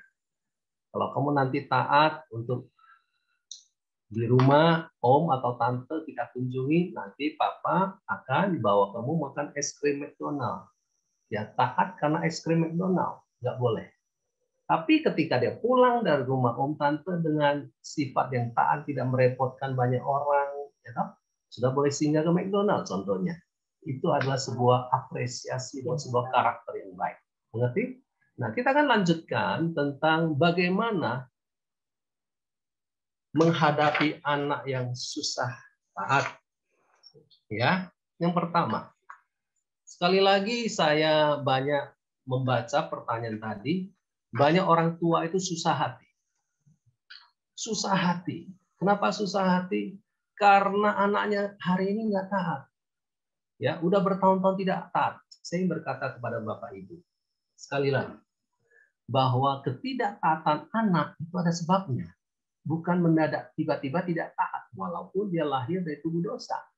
Yang pertama, kemungkinan anak tidak taat adalah dari awal sudah terlalu dimanja. Apa arti dimanja? Diberi kebebasan terlalu banyak. Ya, tidak ada aturan di rumah. Ya, masih kecil sudah main HP, main game. Masih kecil sudah bisa ke rumah orang lain tanpa minta izin. Ya, jadi banyak kebebasan yang diberikan kepada anak, apalagi orang tua bekerja, tidak ada kontrol, tidak ada aturan. Nah, itu yang kita sebut orang tua permisif. Kata permisif ada pemboleh. Semuanya boleh. Mungkin kita adalah anak yang dulu ada di sebuah rumah di mana orang tua kita juga tidak tegas. Akhirnya kita turunkan kultur atau budaya atau pola didik anak kita juga jadi orang toleran. Akibatnya apa sekarang? Anak kita itu susah diatur. Anak kita itu susah taat. Karena memang dari sejak kecil sudah diberi terlalu banyak kebebasan. Bukankah pelajaran minggu lalu kita sudah mengajarkan fokus pada karakter. Fokus pada karakter pertama, penguasaan diri. Kebebasan hanya bisa diberikan sesuai dengan besarnya tanggung jawab anak. Kalau anak tidak bertanggung jawab, jangan memberi lagi terlalu banyak kebebasan. Nah, apa yang saudara akan lakukan? Yang pertama, saudara harus buat aturan, ya toh. Main HP berapa lama, ya toh. Main game berapa lama, nonton TV berapa lama, harus jelas. Dan yang kedua adalah kalau dia langgar, saudara harus bertindak. Banyak orang tua mengajarkan ketidaktaatan tanpa ia sadari. Maksudnya apa? Atau sadari. Maksudnya apa? Seringkali anak tidak taat dibiarkan saja. Walaupun sudah ada aturan. Di situ anak bisa baca. Oh, papa nggak serius. Mama tidak serius dengan peringatan mereka. Oke. Jadi, sekali lagi, kalau orang tua menegur anak, tegurlah dengan baik. Bukan nada tinggi. Ya, berapa banyak sudah ditegur sama pasanganmu, misalnya suamimu atau istrimu atau orang lain lah menegur saudara, tapi nada marah-marah. Tentu hati kita juga bergejolak. Demikian juga anak-anak, menegur anak-anak yang salah, yang tidak taat, bukan dengan marah dan nada tinggi. Itu tidak menyelesaikan masalah. Jadi di situ kita yang harus berubah dulu, menegur dengan nada yang tidak tinggi, bukan dengan marah-marah. Kalau lagi marah jangan. Mungkin masuk kamar sebentar berdoa, dan kemudian hadapi anak itu, panggil dia, bicara baik-baik. Apakah langsung dia berubah? Belum tentu. Apakah dia bisa berubah? Bisa juga, tergantung prosesnya. Ya. Yang kedua adalah ketidaktaatan anak itu juga disebabkan karena apa? Anak itu tidak merasa dikasihi. Kita berjumpa dengan anak-anak yang memberontak, anak-anak yang melawan orang tua. Perlawanan mereka kepada orang tua tujuannya adalah menarik perhatian orang tua. Tapi orang tua salah tafsir, dikiranya memberontak. Banyak anak-anak nakal di dunia ini, menurut penelitian rata-rata muncul karena mereka tidak dikasih, tidak diterima. Ya, orang tua terlalu sibuk, tidak peduli dengan perasaan mereka. Nah, kita yang harus berubah dulu. Makanya kita ajarkan prinsip ini sekali lagi. Janganlah perbaiki anakmu sebelum engkau memperbaiki hubunganmu dengan anak. Ini prinsip. Ya, bolehkah kita baca di layar saudara? 1, 2, 3. Perbaiki hubungan sebelum perbaiki ketidaktaatan anak. Saya katakan kepada saudara, ada satu orang tua mengeluh, seorang ayah. Anaknya itu nakal, ya, bandel, susah dengar. Saya bilang sama ayah ini, cobalah kamu ambil waktu, cari tahu apa kesenangan anakmu. Kalau dia senang, dia pesawat terbang, bawalah dia ke bandara, duduk bersama dia, lihat pesawat turun naik. Kalau anakmu senang jalan-jalan, ajaklah dia 2 hari semalam berdua saja antara ayah dan anakmu. Jadi ketika dia lakukan itu, anak yang tadinya bandel, anak yang tadinya memberontak, mulai lembut hatinya. Dia melihat ayahnya itu memberi waktu. Tadinya dia sibuk sekali dengan kerjaannya. Dan dia mulai tahu bahwa bapaknya mengasihi dia. Dan anaknya mulai berubah. Mulai mau mendengar perkataan ayahnya. Jadi sekali lagi, kita yang harus berubah. Kita harus cari tahu bagaimana menyembuhkan hati anak kita. Minta maaf kalau ada kekerasan yang pernah kita lakukan terhadap dia. Banyak anak itu memberontak karena sering dipukul, sering dimaki, sering dihina oleh orang tua. Dia memberontak atau tidak taat karena terluka, kecewa berat, kepahitan sama orang tua. Taburlah kasih. Mungkin anakmu butuh waktu untuk berubah. Tidak apa-apa. Kita menghadapi banyak orang tua yang sampai hari ini berjuang untuk dapatkan hati anaknya. Bukan hanya setahun, bukan 2 tahun, tapi bisa cukup lama. Tapi percayalah, apapun yang saudara tabur dalam kasih, itu akan melembutkan hati anak. Doakan anakmu di hadapan Tuhan. Berseru sama Tuhan, supaya dia, Roh Kudus bekerja dalam hidupnya. Amin. Ya, saya ingin memberi semangat kepada Bapak Ibu. Saya sudah banyak baca pertanyaan Bapak Ibu ya. Hari ini masuk, sudah putus asa, sudah sedih, sudah udah hilang harapan. Dengar, saya sudah berurusan dengan banyak orang tua. Mulailah dengan memperbaiki hubungan. Mulailah dengan kita yang berubah. Lama-lama anak kita akan mengikut orang tuanya. Terbuka hatinya.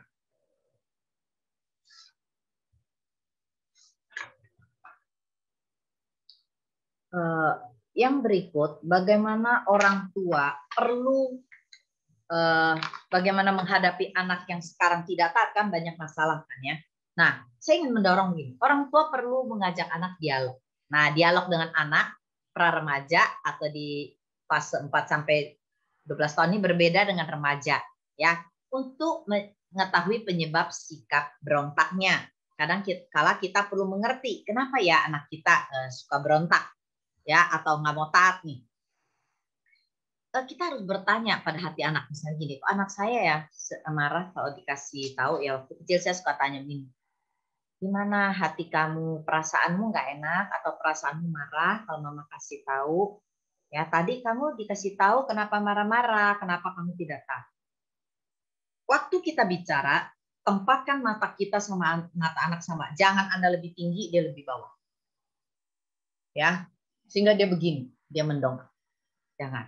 Ya, ceritakan hati kita, mama sedih melihat kamu begitu, karena itu adalah dosa, ya. Makanya Anda sendiri harus tenang, ya. Nah, apabila anak kita punya masalah, ya, jadi pertanyaan-pertanyaan kita itu penting buat anak kita.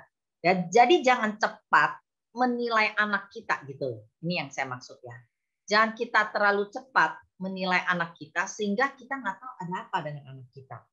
Ya, apa mungkin dia ada luka dari di-compare, dibandingkan dengan yang lain sehingga dia berontak, dia kesel, ya, atau lewat media yang dia tonton itu membuat dia jadi berontak. Kita harus tanya, apakah kamu pernah nonton, kamu pernah lihat, ya, yang membuat kejadian ini seperti membuat kamu jadi kesel, marah, ya, atau dia tidak mengerti maksud kita. Mungkin anak bisa salah menafsirkan perintah kita, ya, mungkin anak tidak melihat kita nggak mengerti dia, ada ketakutan. Nah, hal-hal itu yang biasa dialami oleh anak-anak sekolah dasar.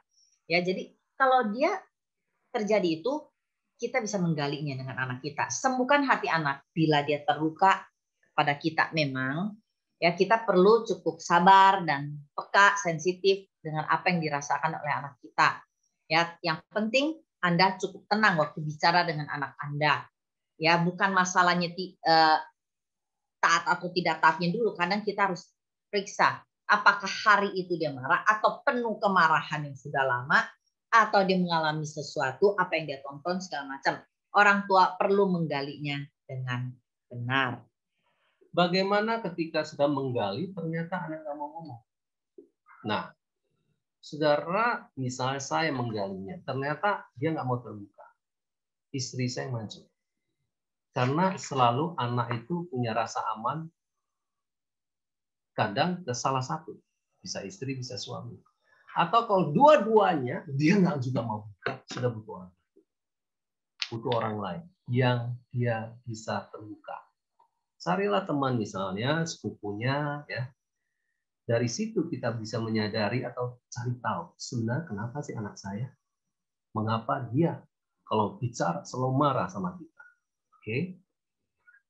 Saya mau ingatkan Bapak Ibu hari ini, janganlah membandingkan anakmu dengan kakaknya atau adiknya.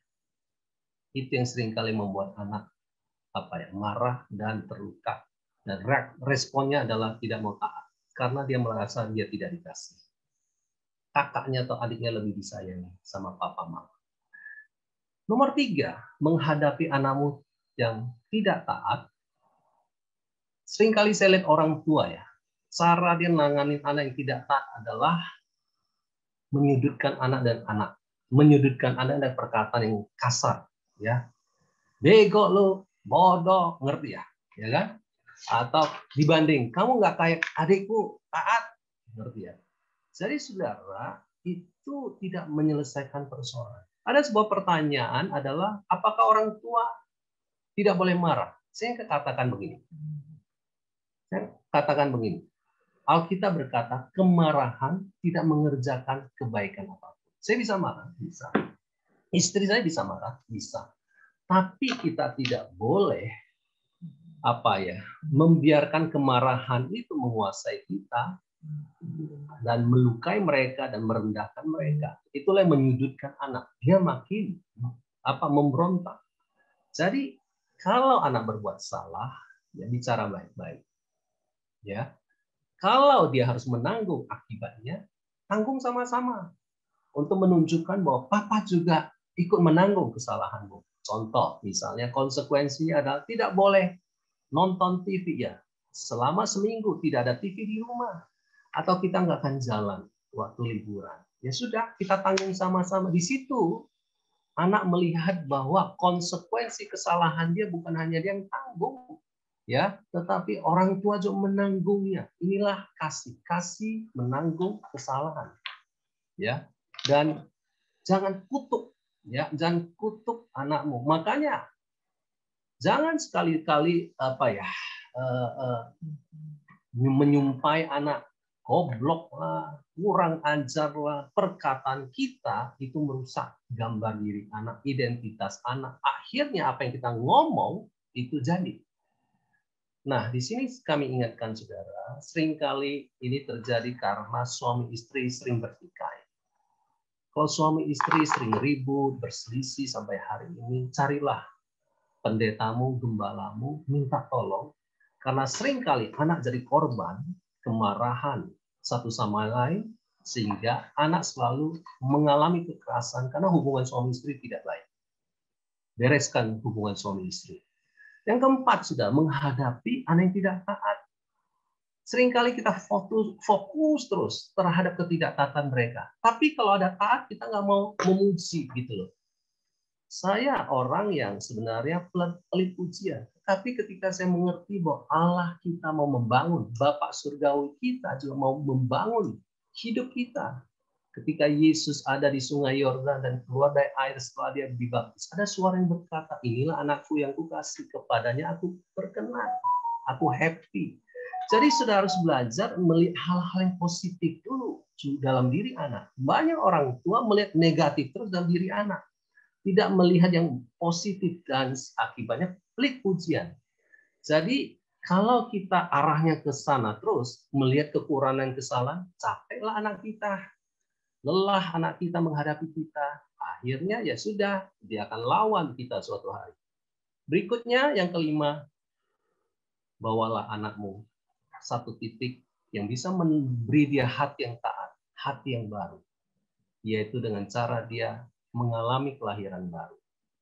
Anak kita perlu dibawa untuk kenal Tuhan Yesus. Mungkin dia lahir jadi orang Kristen, sekolah minggu. Tetapi kalau dia ada tanda ketidaktaatan atau pemberontakan yang luar biasa, engkau harus berdoa, berseru sama Tuhan. Suatu hari Tuhan akan melawat dia, dan dia akan bertobat, dan dia mengampuni saudara sebagai orang tua. Ini penting sekali. Sekali lagi, ini penting sekali. Banyak pertanyaan mengenai anak tidak taat. Satu titik kalau dia sudah besar, satu-satunya jalan selain memperbaiki hubungan adalah membawa dia untuk diselamatkan dan mengalami kelahiran baru menjadi makhluk yang baru, ciptaan yang baru. Dan yang keenam, ternyata anak-anak usia SD itu banyak yang tidak taat karena dipengaruhi teman-teman. Perhatikan teman-teman mana yang merusak dia. Tontonan apa yang merusak dia. Dia belajar dari siapa? Omongan yang merusak dia. Pergaulan yang buruk merusak kebaikan apa? Kebiasaan yang baik. Jadi pergaulan yang buruk merusak ketaatan anak kita. Perilaku yang baik dalam dirinya. Perhatikan. Kalau ada teman yang nggak baik, bicara. Jangan bergaul sama dia. Carilah teman yang baik buat dia. Yang ketujuh, sekali lagi kami ingatkan bahwa taat itu harus lahir dari hati. Mengapa kita tekankan berulang-ulang? Sudah perlu menceritakan kebenaran, kisah Alkitab. Tujuannya adalah ada iman. Taat itu diharapkan oleh Tuhan. Ya, itulah caranya kita menanam kebenaran. Karena dia tidak punya benih kebenaran itu, sehingga benih ketaatan juga tidak lahir daripada hidupnya. Yang terakhir yang saya mau katakan adalah kemungkinan kita sendiri tidak taat sama Tuhan. Kita kompromi dan dosa, akhirnya anak kita juga kompromi dan dosa. Kalau sudah tidak taat sama Tuhan, sudah punya dosa tersembunyi, anak kita juga punya dosa tersembunyi. Itu turun ke anak kita. Dia mengikuti pola dosa kita. Tapi hari ini kalau mendengar apa yang kami sampaikan dan sudah berkata, saya juga nggak taat sama Tuhan. Ampuni saya. Saya juga membenci orang lain. Saya membenci pasanganku, suamiku, istriku, mertuaku. Saudara, tidak heran anak kita itu mengalami perkara yang sama. Dia susah dekat dengan kita. Karena kita punya perilaku yang membenci. Dia juga bisa jadi menyimpan banyak kebencian sama kita. Kalau kita hari ini mengalami situasi itu, saya mau berdoa buat Bapak Ibu hari ini. Bolehkah kita tutup mata kita dan kita berdoa? Katakan, Tuhan, ampuni saya. Ampuni kami ya Tuhan. Kalau kami sendiri tidak taat kepada firman. Ampuni kami kalau kita tidak mengasihi pasangan kita. Ampuni kami kalau kita tidak tunduk kepada pasangan kita sebagai kepala rumah tangga. Ampuni kami kalau kami kompromi dan dosa. Hari ini kami minta kemurahan-Mu ya Tuhan. Sembuhkanlah hati kami terlebih dahulu. Kami juga terluka sama anak kami memberontak. Kami juga kecewa dengan anak kami memberontak. Kami juga sedih melihat anak kami yang tidak mau taat. Tuhan, sembuhkan hati kami. Supaya kami bisa mengasihi anak-anak kami seperti Engkau mengasihi mereka. Berilah kami kasih karunia untuk bisa menerima anak kami, mengampuni anak kami, dan mengasihi anak kami. Kami percaya kasih Allah tidak pernah gagal. Kasih Allah yang bekerja dalam hati kami dan hati anak kami akan berhasil suatu hari mengubah hidup kami. Di dalam nama Yesus kami berdoa. Amin. Amin. Sebelum kita akan terima tanya jawab, saudara, ada tugas yang saudara harus lakukan. Oke? Nah, tugas itu akan disampaikan kepada saudara lewat PowerPoint yang akan diberikan kepada saudara. Jadi perhatikan tugas-tugas ini. Ya. Yang pertama adalah Saudara, tugas pertama adalah saudara harus mulai menceritakan kisah kita. Ya, harus lakukan itu. Menabur kebenaran. Kebenaran ada sebuah benih, harus lakukan. Ya, ya kita sudah memberi contoh 2 kisah, Samuel dan Abraham. Masih ingat istri saya tadi bercerita, ceritalah dengan semangat. Yang kedua adalah perbaiki pendekatan kita. Mungkin kita ada orang tua otoriter, pemarah, ya toh, orang tua kasar. Kita harus berubah pendekatan kita dengan anak. Ya, dialog, sembuhkan hati anak. Mungkin kita orang tua permisi, buatlah aturan dan ada ketegasan. Yang ketiga adalah latih. Ketika anakmu masih bisa dilatih, cara memanggil anak, ya toh, latih, ya toh. Latihan waktu non konflik tadi sudah dikatakan, dan kemudian kasih contoh, ya. Nak, bereskan buku, saudara harus temenin. Selalu ada proses penemanan untuk sebuah ketaatan, bukan sekedar disuruh tapi kita diam, lihat dari jauh. Jangan, karena anak kadang nggak mampu lakukan. Sudah temenin, bereskan buku, bereskan tas, ya toh, matikan handphone, matikan TV, sudah temenin, duduk di samping mereka, ya. Oke. Hati anak bisa berubah ketika saudara menabur kasih dan kebenaran. Baik, saya berharap bisa menolong para orang tua. Saya melihat banyak pertanyaan yang cukup bagus untuk menolong Anda, orang tua lain juga bisa mengerti lebih lagi tentang sesi ini. Ya, saya tahu ini termasuk sesi yang sulit sekali ya. Tapi sekali lagi saya mendorong Anda harus belajar sabar menghadapi anak Anda. Ya, malam Pak, saya mau tanya, punya anak, 2 anak, putri, yang satu berumur 8 tahun, satu 4 tahun. Anak saya yang kedua ini terlalu egois, yang berarti 4 tahun ya, dan semua harus dituruti dalam segala hal, apalagi kalau dia minta nonton YouTube di TV. Kalau nggak diturutin marah-marah, ya, dan udah dengan pelan, dengan marah sudah semua, tapi tetap aja susah nurut. Bagaimana caranya biar dia bisa nurut? Usia berapa bisa dibawa lahir baru? Oke. Nah, saya ingin katakan begini. Anak-anak semua cenderung untuk mengikuti keinginan egoisnya.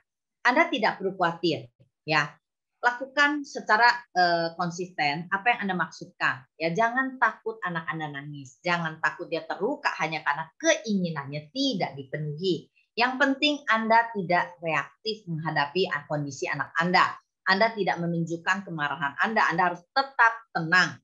Ya, apapun yang terjadi, apalagi dia masih usia 4 tahun, ya. Kadang anak saya dulu pernah berontak dalam usia 4 tahun, ya. Buat saya melihat mata dia dan saya berkata, apa yang Mama katakan tidak berubah, dan kamu mendengar itu, ya. Suara Anda, kemantapan Anda penting dalam menghadapi anak Anda. Anda tidak boleh kalah, tapi Anda tidak boleh marah dan memukul dia, ya. Tetapi Anda, nah, bagaimana mendisiplinnya? Nanti minggu depan kita akan belajar tentang disiplin. Ya, berapa Anda tidak perlu marah-marah, sekali lagi Anda cuma perlu katakan secara tegas apa yang Anda maksudkan dan dia harus mengikutinya. Sekali lagi ya, itu saya sudah katakan. Usia berapa bisa dibawa lahir baru? Ya, tergantung, rata-rata anak usia di atas 10-11 tahun baru bisa mengerti. Ya, lahir baru itu artinya dia secara pribadi dia mau percaya Tuhan dan dia mengerti bahwa hidupnya yang berdosa ini diampuni dan Tuhan Yesus bersedia masuk ke dalam dirinya dan dia membuka hatinya secara pribadi. Bukan karena pengertian dia sudah sekolah minggu lalu dipercaya Tuhan. Bukan ya, saya rasa itu Anda bisa belajar sendiri. Nah, bagaimana membangkitkan semangat orang tua untuk taat lebih dulu sehingga anak bisa mencontoh. Kadang merasa down dan patah semangat karena belum melihat hasilnya. Saya ingin memberikan semangat buat Ibu Retno dari Jogja ini, ya. Anda harus melihat kekuatan firman dan kasih Tuhan ada dalam diri Anda. Ya, memang kadangkala orang tua lelah. Anda butuh, yang pertama adalah Anda butuh spiritual covering atau pembina rohani, ya, dan Anda butuh komunitas yang rohani yang saling memberikan semangat bagaimana untuk terus bangkit. Yang pasti suami istri Anda harus saling memberikan semangat bagaimana kita bisa tetap bertahan, ya, menghadapi anak-anak kita. Ingat, ya, firman menguatkan kita, apa yang kita tabur nanti kita akan tuai, ya. belajaran mendengar beberapa orang bagaimana mereka udah bersaksi ya, memang semuanya tidak ada yang instan. Ya seperti Tuhan telah sabar kepada kita, saya percaya Tuhan juga sabar kepada anak-anak kita dan melalui kita orang tuanya. Ya makanya ada kata kesabaran dalam kasih. Ya, nah kalau Anda berubah, anak kita akan cepat berubah. Selamat malam, saya mau tanya apa yang harus dilakukan ketika orang tua sudah memberikan teladan tapi anak sulit mengikuti. Anak kami laki-laki tunggal 10 tahun. Kami sudah beri teladan saat teduh tiap hari berdoa bersama mesbah doa keluarga. Tapi anak kami sulit melakukan hal-hal rohani tersebut ketika dibiarkan sendiri. Jadi kami harus tanya, ingatkan dulu, baru dia lakukan. Apakah wajar hal ini terjadi mengingat kami sudah membiasakan ini sejak kecil? Sebagai orang tua kami apa yang harus kami lakukan supaya anak kami dapat mandiri dan bangun hubungan pribadi dengan Tuhan? Terima kasih. Baik, saya ingin menjelaskan beberapa hal penting sekali buat para orang tua. Ya, Anda harus mengerti perubahan dalam diri anak bukan sekedar apa yang kelihatan di luar, bukan sekedar membangun kebiasaan. Ya, kehidupan rohani bukanlah perubahan hidup. Bukanlah perubahan hidup lahiriah, maaf. Maksud saya, kehidupan rohani bukan ritual yang dilakukan sehari-hari. Kehidupan rohani bukan sekedar perubahan hidup yang kelihatan menjadi sebuah kebiasaan. Yang penting ada kita harus melihat untuk mendorong anak bisa mengalami perubahan ya sesuai dengan apa yang firman Tuhan katakan. Ada beberapa 4 poin penting yang tadi sudah kita bahas yang saya mau simpulkan sederhana, yaitu pertama, harus ada hubungan yang sehat antara orang tua dan anak. Hubungan sehat inilah di mana anak punya rasa aman bercerita apa adanya dan dia tidak takut salah, tidak takut gagal. Yang kedua, ada sebuah secara konsisten orang tua menanam firman, orang tua mendampingi cara melakukannya kepada anak. Perintah yang dimaksud itu apa? Bagaimana bersaat teduh? Anak Anda yang contohnya usia baru 10 tahun, itu wajar untuk senantiasa mendampingi. Saya mendampingi anak-anak saya sampai usia belasan, bagaimana bersaat teduh dan mengerti, dan bagaimana kita banyak diskusi firman, tidak peduli kapanpun dan dimanapun, bahkan dalam perjalanan kami, seperti Ulangan 6 katakan. Yang ketiga ada keteladanan orang tua harus kasih contoh bagaimana taat yang benar, dan itu berlangsung bertahun-tahun. Ya, jadi kadangkala saya ingin menguatkan orang tua, jangan menyerah kalau Anda baru menabur 2 tahun. Saya menabur anak saya yang laki 4 tahun untuk belajar berterima kasih sampai itu keluar dari dalam hatinya. Ya, karakter tidak bisa langsung terjadi, tetapi kita percaya firman punya kuasa untuk mengubah anak kita. Yang keempat, harus ada suasana happy, terutama dalam belajar. Nah, banyak ada orang tua beberapa pertanyaan berkata, gimana anak saya supaya semangat belajar? Ingat, belajar ya adalah bicara tentang bagaimana otak untuk terlibat supaya ada atmosfer yang menyenangkan di rumah, karena biasa atmosfer di sekolah lalu tiba-tiba menjadi atmosfer di rumah. Jadi happy ya, bukan sukacita biasa, tapi happy karena ya dia merasa tidak ada tekanan. Nah, ibu-ibu bagaimana membangkitkan anak tidak dalam tekanan? Ingat, bagaimana membuat semangat dalam belajar sangat tergantung bukan waktu belajarnya, tapi apa yang mendukung dia senang dan apa yang membuat dia semangat di luar waktu belajar, sehingga waktu dia masuk dalam belajar ada sebuah hal yang semangat baru. Nah, itulah yang menjadi seninya buat orang tua dan butuh hikmat bagaimana menolong anak untuk punya semangat seperti itu. Nah, saya ingin mendorong hal itu. Oke, buat pertanyaan menarik tadi sudah disampaikan 4 hal. Saya mau tambahkan, kemungkinan anak bapak itu bisa jadi belum lahir baru. Ya, dia hanya rajin beribadah, rajin ikut, tetapi belum tentu punya pengalaman bersama Tuhan. Kita memiliki sekolah Kristen di Tangerang ini, dan kita coba melihat banyak anak itu kelihatan kerjakan pelajaran agama atau saat teduhnya dengan rajin, tapi ketika dia SMP, SMA menjauh dari Tuhan. Mereka itu belum punya pengalaman pribadi, pengalaman rohani, bagaimana mereka mengalami kasih Tuhan. Contoh anak saya melihat ketika dia ikutin kita, mesbah keluarga, oke, bagus sekali dari kecil. Tapi satu titik dia butuh mengalami kasih Tuhan, bahwa dia tahu dosanya diampuni, bahwa dia butuh Tuhan, dia orang berdosa. Ketika Yunika mengalami titik itu terjadi loncatan, dia tidak perlu disuruh-suruh terus. Dia punya kesadaran karena dia mengalami kasih Tuhan, bahwa dia sudah diampuni. Jadi pengalaman pribadi buat keluarga Kristen kami ingatkan, jangan pengetahuan firman atau yang disebut tadi ritual, berdoa, baca Alkitab, tetapi pengalaman pribadi akan membuat anakmu membutuhkan Tuhan. Dan hubungan dengan Tuhan adalah sebuah pengalaman pribadi juga. Baik. Ya, saya punya 2 anak perempuan, anak 1 baru masuk SD, yang kedua kelompok bermain. Selama ini sekolah lewat online atau daring. Anak-anak memang dekat dengan kita sebagai orang tua, tapi mereka lebih taat dan patuh sama gurunya. Katanya kalau guru-gurunya baik, sering kasih hadiah. Jujur kami tidak dapat pelajaran cara mengajar di pendidikan yang ingin saya tanyakan. Apa yang harus kami lakukan? Kita sering konsultasi sama guru-gurunya, terima kasih. Saya ingin katakan, kalau dia di sekolah bisa menjadi lebih baik, taat kepada guru-gurunya, kalau memang itu benar karena hadiah, maka itu sebenarnya juga tidak terlalu benar, ya. Jadi kita harus mendidik anak kita bukan tergantung dari sekolah. Ya, sekolah tidak menentukan karakter anak sepenuhnya. Tidak semua sekolah juga mempraktekkan mendidik karakter juga dengan benar.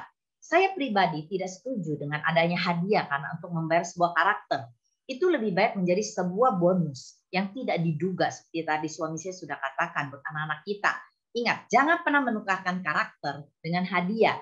Tetapi kalau mengapresiasi dengan cara lain, ya misalnya menunjukkan itu dalam setengah tahun, dalam 2 bulan, itu dengan cara yang berbeda, sehingga anak tidak, kalau anak sudah bisa baca itu ada hadiah, berarti itu sudah tidak benar caranya. Ya, karena karakter harus lahir dari dalam dirinya. Anda harus melatih ulang di rumah. Ya, diulang di rumah seperti yang tadi sudah didengar. Ya, ceritakan kebenaran dari sisi Anda. Ingat, mendidik anak yang paling di dalam usia racing kids ini sangat banyak tergantung dari keluarga, bukan dari sekolah saja. Ya, jadi Anda harus mengerti. Ya, karena berarti dia belum sungguh-sungguh taat kepada Anda. Ya, dia taat kepada guru juga karena hadiah. Ya, tidak apa. Saya memberi semangat. Ayo, latih ulang anak Anda. Ya, selama usia SD masih besar harapan buat Anda para orang tua. Saya seorang ibu dengan 2 anak, 7 dan 5 tahun. Kedua anak saya mempunyai karakter beda. Yang pertama sedikit keras, yang kedua lembut, penurut. Dalam hal ketaatan, dalam satu prinsip, misal, ketika saya marah sama anak saya karena berbuat salah, saya memberi hukuman dengan tidak boleh nonton. Tetapi setelah beberapa kemudian, setelah amarah saya hilang, anak saya minta nonton dan saya mengizinkan. Apakah cara saya salah? Salah. Jelas. Kalau Anda memberikan disiplin, Anda tidak boleh tergantung perasaan. Karena disiplin berguna untuk melatih anak melihat sebab akibat dan melihat konsekuensi dengan benar. Ya, jadi lakukan dengan benar. Minggu depan kita akan bicara disiplin lebih dalam lagi. Ya, bagaimana caranya biar taat dengan prinsip kita terdahulu karena kita suka lulus sama anak-anak. Anda harus mengatasi perasaan Anda. Mendidik anak bukan sekedar dengan perasaan, tetapi dengan kasih Tuhan dan dengan prinsip firman yang benar. Ya, karena kita sedang menanam jangka panjang. Bukan kita lagi senang kita kasih, lagi nggak senang kita nggak kasih. Itu namanya perasaan. Ya, jangan lakukan seperti itu. Karena kita sedang mendidik anak secara bertahap sampai karakter itu keluar, walaupun butuh bertahun-tahun. Ya. Bagaimana cara mengajar anak taat dan hormat di saat kondisi kami seringkali sudah banyak melukai hati mereka? Anak-anak kami sering kami marahi dengan suara keras, mungkin kami masih bisakah mengajarkan mereka untuk taat pada kami? Bisa.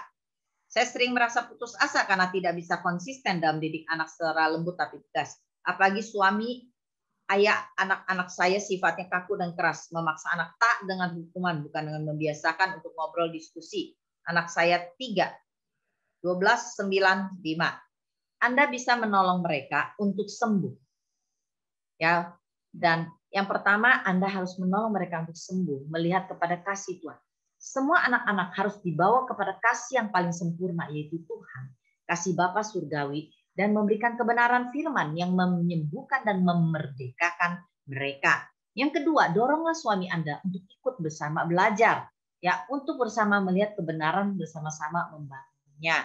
Ya, Anda butuh pembina rohani lain untuk mendukung Anda, menarik suami Anda untuk bisa masuk kepada kebenaran yang sama. Ya, oke. Timotius juga saya pernah cerita tidak mendapatkan yang ideal mungkin di Alkitab, tetapi ibunya berhasil mewariskan iman. Saya ingin memberi semangat buat ibu. Ya, jangan menyerah. Saya dari Temanggung mau bertanya, apakah treatment dengan ketaatan yang dilakukan oleh orang tua bisa menjamin anak tersebut akan menjadi anak yang taat, atau itu tergantung dari free will anak itu sendiri? Saudara, kita tahu bahwa Adam dan Hawa punya free will, ya, sehingga mereka memberontak. Tetapi kita juga mengerti bahwa ketika Yesus mati di kayu salib, Alkitab berkata bahwa tubuh dosa kita ditanggungnya lewat apa? Baptisan. Tubuh dosa atau pabrik dosa atau kuasa dosa dihancurkan. Jadi memang ada free will di satu sisi, tetapi orang yang sudah percaya Yesus punya kecenderungan atau punya kemampuan untuk taat. Itu yang kami maksudkan. Artinya, ujung-ujungnya adalah kalau anakmu belum lahir baru, belum percaya Yesus, taat itu sangat sulit. Tapi ketika anakmu sudah percaya Tuhan Yesus, menyerahkan hidupnya sepenuh buat Tuhan Yesus, jauh-jauh lebih mudah. Saya sudah melihat banyak hal yang seperti itu. Karena Roh Kudus, Roh Allah yang memampukan dia untuk taat, diberikannya hati yang taat. Jadi ada unsur Tuhan, ada faktor Tuhan yang memampukan lewat kehadiran Roh Kudus dalam hidup kita. Oke? Contohnya saya mau taat sama Tuhan karena sudah percaya Tuhan. Dulu saya nggak percaya, susah taat sama Tuhan. Butuh kesabaran untuk para orang tua mengerti ini. Ya, waktu ada Roh Kudus, waktu dia percaya secara pribadi ada Roh Kudus tinggal, Roh Kuduslah yang akan pelan-pelan mendewasakan. Itu tidak ada yang langsung sekali lagi ya. Tentu saja kita semua harus sabar sekali lagi. Ya, saya ingat anak saya yang pertama lahir baru 11 tahun, tetapi proses dia jauh lebih cepat. Ya, yang kedua 14 tahun dia baru mulai lahir baru. Dan waktu umur 15 tahun atau 16 tahun saya lupa, dia mulai bertanya pada saya, Mama kapan sih bertobat dan berubah hidupnya menjadi orang yang lebih baik, Ma? Nah, proses-proses inilah yang membuat selalu ada kemajuan rohani. Ya, kemajuan rohani walaupun dia lahir baru duluan. Ya, banyak orang tua pengen anaknya langsung menjadi baik. Bukankah kita sendiri juga butuh waktu, Bapak dan Ibu yang terkasih? Ya, saya ingin mendorong kita semua jangan menyerah. Ya, karena Tuhan tidak pernah menyerah pada kita. Nah, saya sudah berupaya agar anak saya 12 tahun menjadi anak yang taat, tapi setiap saya mencobanya, anak saya selalu membantah dan memberontak. Kadang saya merasa lelah dan putus asa. Sampai bawa ke psikolog untuk membantu saya juga agar dapat memahami cara mengasuh anak saya. Memang ada beberapa hal yang kadang saya tidak bisa menjawab langsung karena situasi kondisi di rumah Anda dan hubungan dengan anak mempengaruhi. Ya. Dan yang kedua adalah kerohanian. Anak yang menjelang 11 tahun ke atas di zaman now seperti ini sangat membutuhkan kakak rohani untuk mempengaruhi dia. Tidak hanya orang tua, tetapi ada kakak rohani dan komunitas rohani. Ya, kita tidak boleh meng-underestimate hal-hal ini. Sekalipun kita zamannya online, daring ya, belajarnya, doronglah anak-anak kita punya teman-teman rohani yang kita bisa menolong mereka menemukannya dengan benar dan mengkontrol itu. Ya, oke. Ya, jangan berputus asa, Bu, ya. Karena Anda tetap harus menolong anak Anda untuk sungguh-sungguh mengalami pengalaman lahir baru. Ya, disitulah titik awal dan ada proses berikut yang Anda tidak boleh menyerah. Kalau saya tidak menyerah, Ibu pasti juga tidak akan menyerah, bukan? Karena Tuhan akan melakukannya dengan sama lewat kasih-Nya dan kebenarannya yang sudah diberikan kepada kita. Ya, contoh ketaatan dalam hal belajar, apa indikatornya bahwa anak kita taat karena terpaksa atau sukarela? Anak-anak sadar pentingnya belajar, dari mana kita bisa tahu perbedaannya. Sebagai orang tua, kita bisa melihat kondisi anak kita. Apakah itu dari hatinya atau tidak? Seperti Anda mengenal Tuhan dari dalam hati Anda harus banyak berdoa dan Anda melihat bagaimana hasilnya, buah-buahnya. Ya, nah jadi kalau kita melihat ketaatan belajar, ya memang kadangkala sebagian anak semuanya butuh rela. Ya, taat itu butuh rela. Ya memang ini nggak mudah. Yang penting dalam hal belajar ada semangat. Ya, jadi sekalipun nggak suka mereka melakukannya. Ya, bukankah kita belajar semua orang tidak suka. Ya, kalau bisa mau langsung belajar 1 jam semuanya bisa. Nah, inilah yang disebut belajar dewasa. Belajar bukan sedang menyenangkan diri. Nah, butuhnya pengalaman lahir baru dan pembinaan rohani dan dorongan-dorongan yang membuat semangat Itu penting sekali. Banyak orang tua mungkin masalah yang terbesar ada tidak tahu bagaimana memberi semangat untuk anaknya. Ya, nah ini Anda harus butuh belajar bersama orang tua yang lain juga ya, karena ini waktu kita sangat sempit. Ya, kita masih ada 5 menit lagi. Saya akan ambil pertanyaan yang cukup penting saja ya, karena masih cukup banyak pertanyaan kita nggak bisa selesaikan hari ini.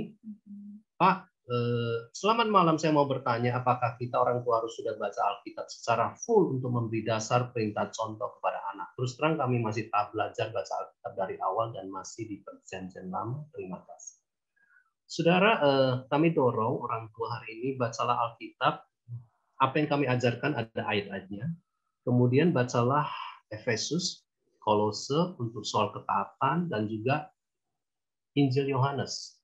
Jadi ambil Perjanjian Baru, di situ banyak kisah-kisah Alkitab di dalam Injil Perjanjian Baru, yaitu Matius, Lukas, Markus, Yohanes. Cari sesuatu yang menarik untuk diceritakan kepada anak. Jadi jangan hanya difokus Perjanjian Lama, urutan dari kejadian, tunggu sampai selesai, baru masuk Perjanjian Baru. Jangan.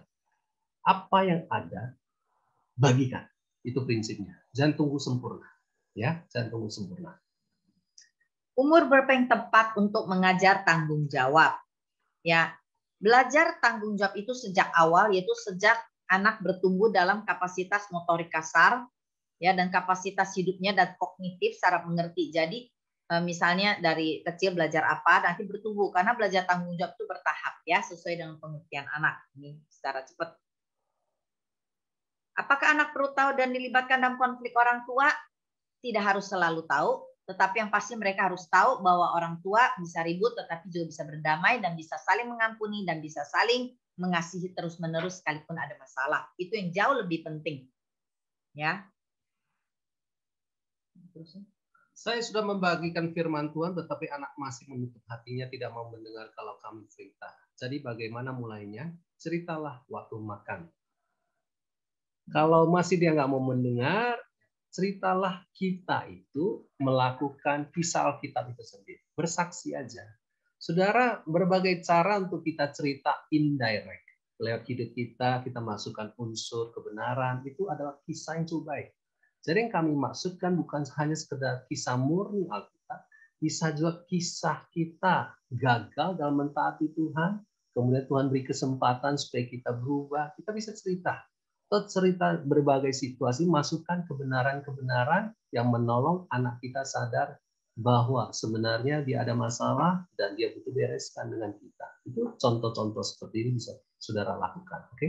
Oke, hal yang terakhir, banyak orang tua bertanya beberapa, kalau anak saya sudah terlanjur diperlakukan tidak benar atau trauma, Anda perlu kembali membangun, jangan dari melatih taatnya, tapi mulai dari hubungan.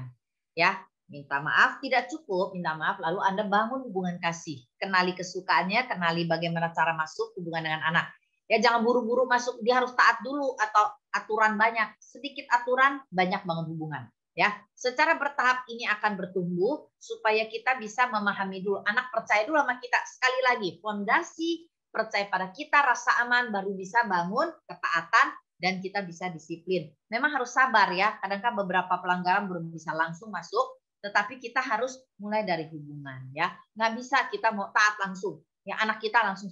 Semua kita perlu perbaikan, berarti kita harus mundur sedikit. Ya, yang penting adalah bukan hasil sekolah yang baik, tetapi hasil hubungan yang baik melahirkan apa? Melahirkan karakter yang baik, baru bisa hasil sekolah yang baik. Nah, kalau hubungan yang baik melahirkan atmosfer rumah yang baik. Ya, jadi ini jauh lebih penting. Buat para orang tua yang melihat hal-hal yang pengen ujungnya, jangan. Hubungan harus dibangun. Ya, anak harus percaya. Jadi waktu dia melakukan tanggung jawabnya, walaupun dia gagal, kurang ini itu, tapi kita tetap beri semangat. Itu membuat anak merasa ada sukacita bersama dengan kita. Ya, bukan didahului dengan tuntutan, tetapi dengan kasih yang menyembuhkan dan firman yang memerdekakan. Ya, saya berharap ini bisa menolong Anda dan mengerjakan tugas hal-hal yang kita minta. Ya, banyak hikmat Tuhan yang akan bisa Anda pelajari nanti setelahnya. Ya, saya persilakan Pak Budi.